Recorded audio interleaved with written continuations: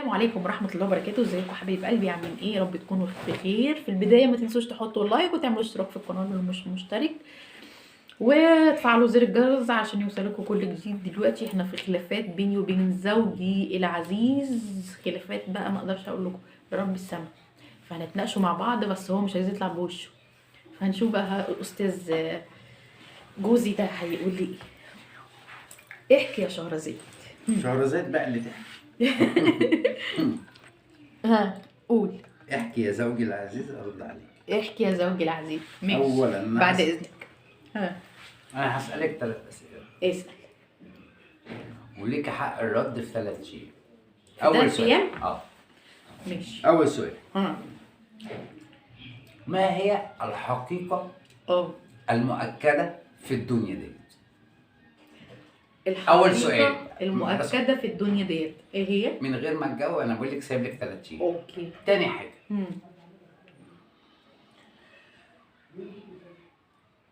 الفتنه الكبرى. سمعتش عنها؟ لا، انا اول مرة اسمعك في حياتي الكلام الكبير. ازاي؟ الفتنة الكبرى؟ الفتنه الكبرى ده كل مسلم وكل واحد لازم وشرط اساسي يعرف ايه هو موضوع الفتنه الكبرى. كويس. ده تاني سؤال. تمام. السؤال التالت،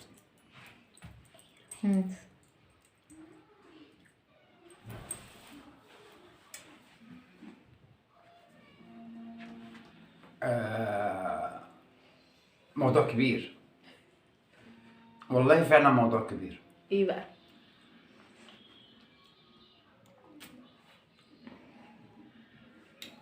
احنا ليه وصلنا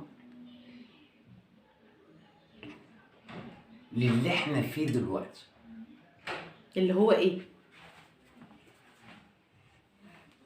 الدنيا اللي احنا عايشين فيها وصلنا ليه؟ فاهمة سؤالك اوي. هقولك، هل انت عاجبك وضعك؟ اكيد لا، مفيش واحد عاجبه. هو احنا راضيين بكل حاجة ربنا كاتبها لنا يعني الحمد لله، بس اكيد انا عايزة الاحسن. اوكي. لما بتسألي اي شخص بتقولي له عاجبك وضعك بيقول لك ايه؟ لا، انا عايز الافضل.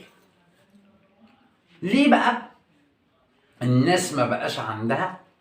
كل الناس بتقول الحمد لله، مفيش حد ما بيقولش الحمد لله، فضل ربنا علينا، دي الكلمه يعني موجوده على طول.